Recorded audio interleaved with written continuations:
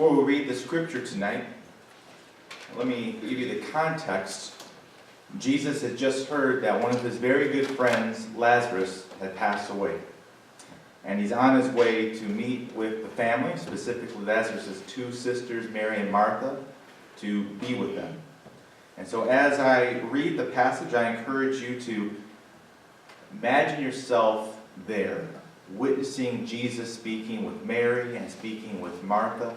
You can feel free to follow the words. They'll be up here on the wall, or if you want to just close your eyes and listen, please do so. This is from John chapter 11, verses 17 through 44.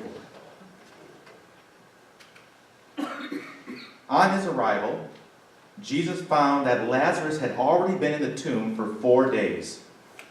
Bethany was less than 2 miles from Jerusalem, and many Jews had come to Martha and Mary to comfort them in the loss of their brother. When Martha heard that Jesus was coming, she went out to meet him, but Mary stayed at home. "Lord," Martha said to Jesus, "if you had been here, my brother would not have died. But I know that even now God will give you whatever you ask." Jesus said to her, "Your brother will rise again." Martha answered, "I know he will rise again in the resurrection at the last day." Jesus said to her, "I am the resurrection and the life. He who believes in me will live even though he dies, and whoever lives and believes in me will never die. Do you believe this?" "Yes, Lord," she told him. "I believe that you are the Christ, the Son of God, who was to come into the world." And after she had said this, she went back and called her sister Mary aside. "The teacher is here," she said, "and is asking for you." When Mary heard this, she got up quickly and went to him. Now Jesus had not yet entered the village, but was still at the place where Martha had met him. When the Jews who had been with Mary in the house, comforting her, noticed how quickly she got up and went out, they followed her, supposing she was going to the tomb to mourn there. When Mary reached the place where Jesus was and saw him, she fell at his feet and said, "Lord, if you had been here, my brother would not have died." When Jesus saw her weeping, and the Jews who had come along with her also weeping, he was deeply moved in spirit and troubled. "Where have you laid him?" he asked. "Come and see, Lord," they replied. Jesus wept. Then the Jews said, "See how he loved him." But some of them said, "Could not he who opened the eyes of the blind man have kept this man from dying?" Jesus, once more deeply moved, came to the tomb. It was a cave with a stone laid across the entrance.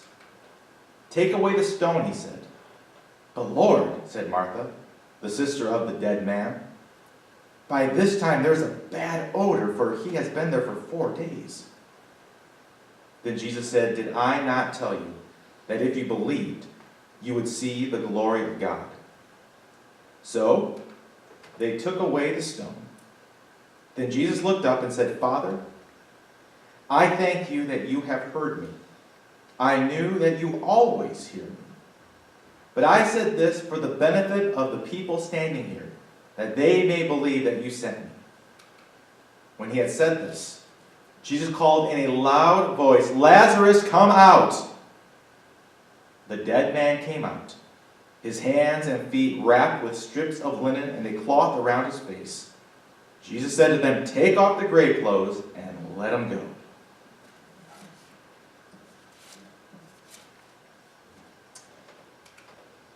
Grief is never easy. You don't know what to do with it. We all know what that feeling, we're just not sure what to do. It's an emotional overload. In a sense, that's kind of right, because we weren't designed for grief. Death, dying, illness, tragedies were not part of God's original good design. You remember in Genesis, after God created all the planets and all the animals and created us, after he said he looked at everything he made, he said, "This is very good." And part of that very good meant there was no tragedies, there was no cancer, there was no death. But unfortunately, sin and death have now entered into our good world. Sin and death now separate us from God, from each other, and from the everlasting life he had originally designed for us. And the only response to all of this grotesque distortion of God's original good design is deep grief, the kind of grief that penetrates to your soul. So we ask God, what do we now do with all the pain, the sadness, the anger, the loss that we feel? What do we do? Well, in our passage tonight, Jesus shows us two things we need to do. First, we need to grieve. That's the first thing this passage shows us. We need to grieve. In John 11, Jesus displays the two most common responses, two most common emotions in grief: sadness and anger. Let's look at the sadness first. In verses 32 to 35, we read this.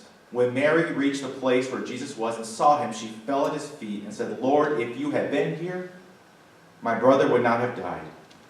And when Jesus saw her weeping, and the Jews who had also come along with her also weeping, he was deeply moved in spirit and troubled.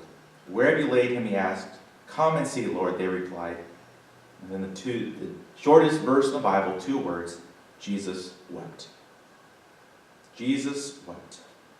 That tells us that it's okay to grieve. This idea, you gotta be strong and keep it together, don't show your emotion. Well, here's Jesus. He's the strongest person of all time. And he's weeping. The second emotion we see in Jesus is anger. In verse 33, it says, when Jesus saw her weeping, and the Jews who had also come along with her also weeping, he was deeply moved in spirit and troubled. Again, in verse 38, it says, Jesus, once more deeply moved, came to the tomb. This word, deeply moved, when they translated this verse, this word in Greek, they didn't really want to give it the full impact of what it means, because they didn't want to attribute it to Jesus. But literally, this word literally means to be so mad, you're like an animal snorting. That's what the word literally means. It means to be moved with a deep anger, like an outrage, emotional indignation. But they didn't want to attribute that to Jesus, the idea that this might be a bad thing. But I don't think it is. And so they say deeply moved.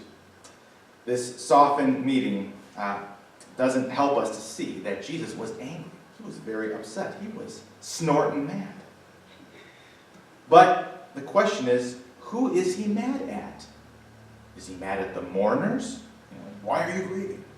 Is he mad at himself? Oh, I should have been here. I could have saved him.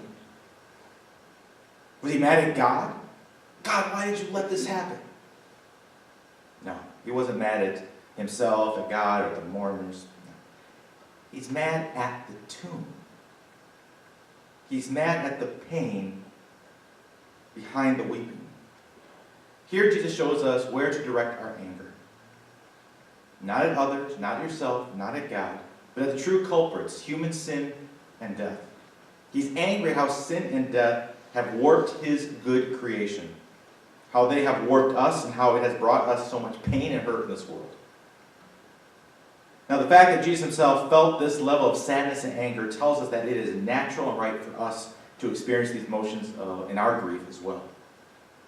There's no reason why we should try to suppress these emotions or beat ourselves up for feeling them as deeply as we do.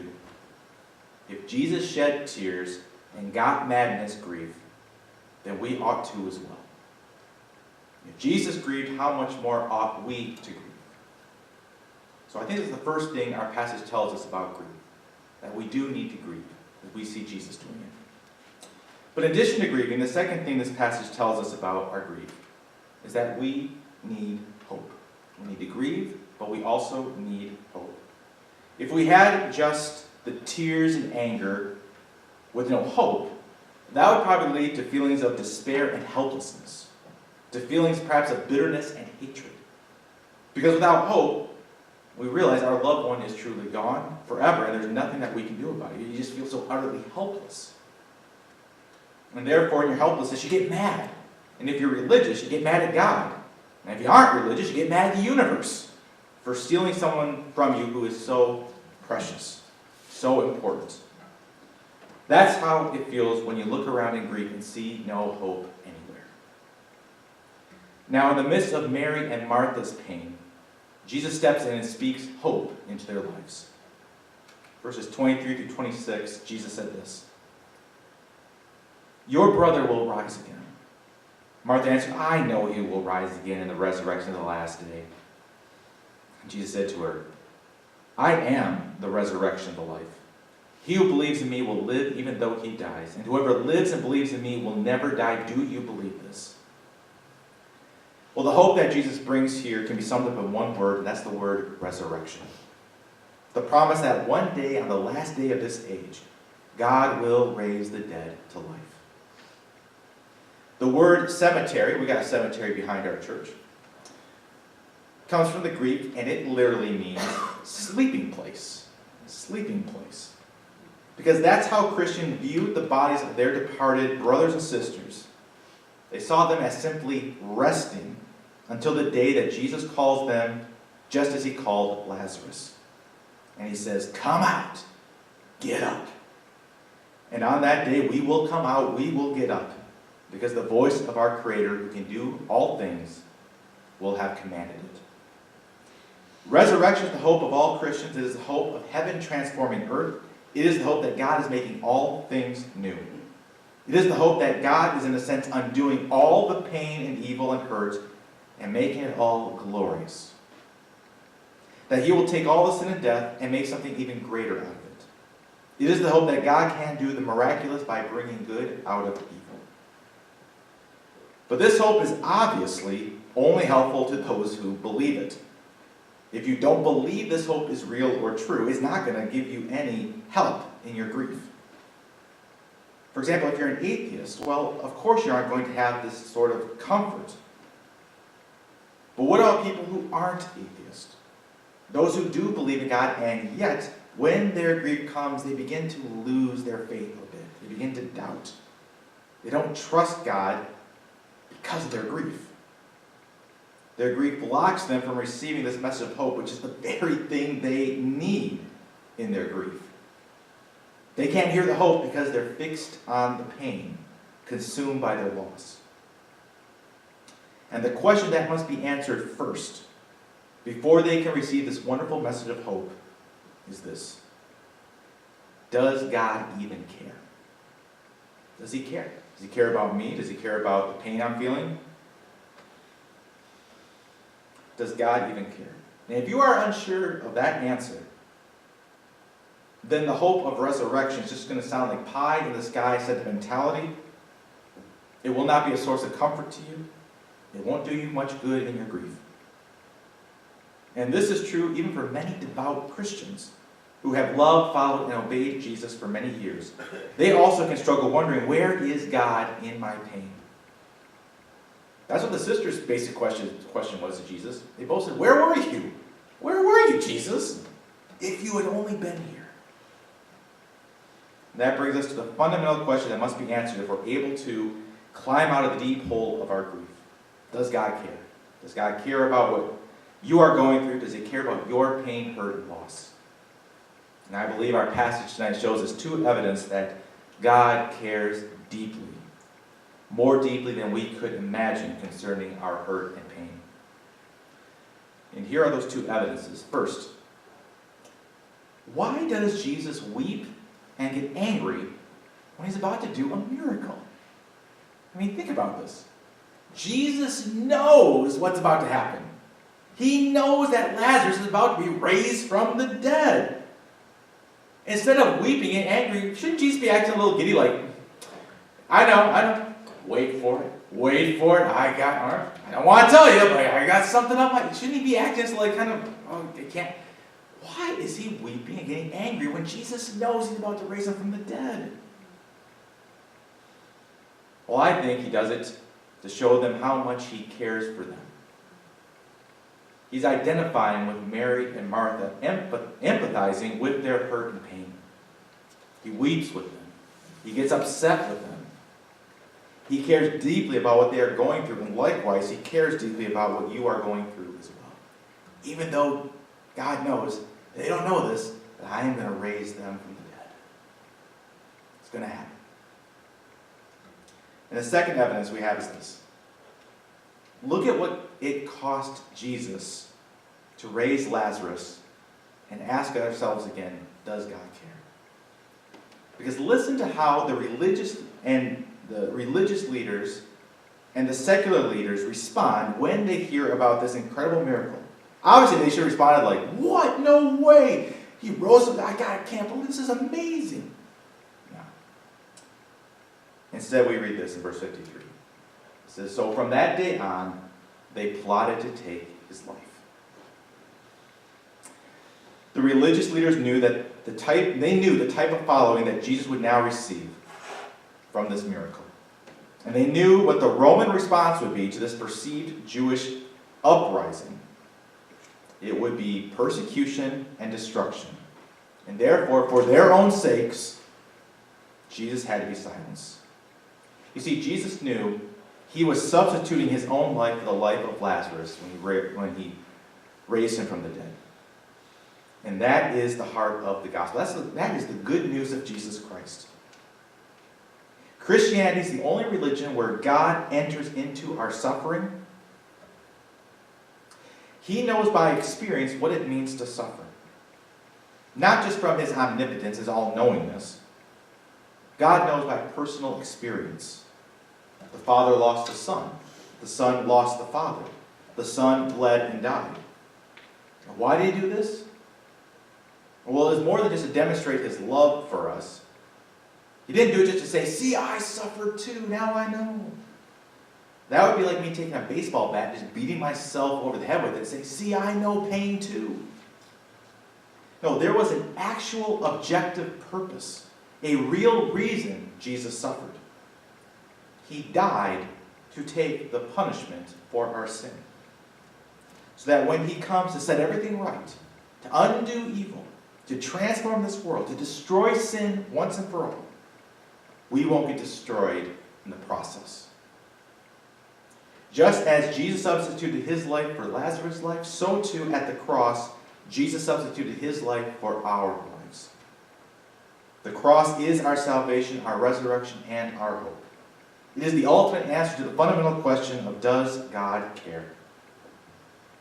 Now, for some of you, this message may be hitting close to home, because perhaps some of you are still in grief. But this message is for all of us because we know that death awaits us all, including all of our friends, all of our family members. So even if you're not grieving now, we all know that it's a matter of time before we do. And when we do, when we experience the sadness, the anger, let us remember the story of Jesus raising Lazarus from the dead and know that Jesus weeps with you. Jesus is angrier at sin and death than you are. And Jesus cares so much for you that he did something about it, enduring an infinite amount of suffering and loss on the cross to give hope to our suffering and loss. Let me close with the words of the Apostle Paul that I believe sums up our message tonight. In 1 Thessalonians 4:13 through 14, he writes, grieve, but do not grieve like the rest of men who have no hope. We believe that Jesus died and rose again. And so we believe that God will bring with Jesus those who have fallen asleep in him. May that be our hope tonight.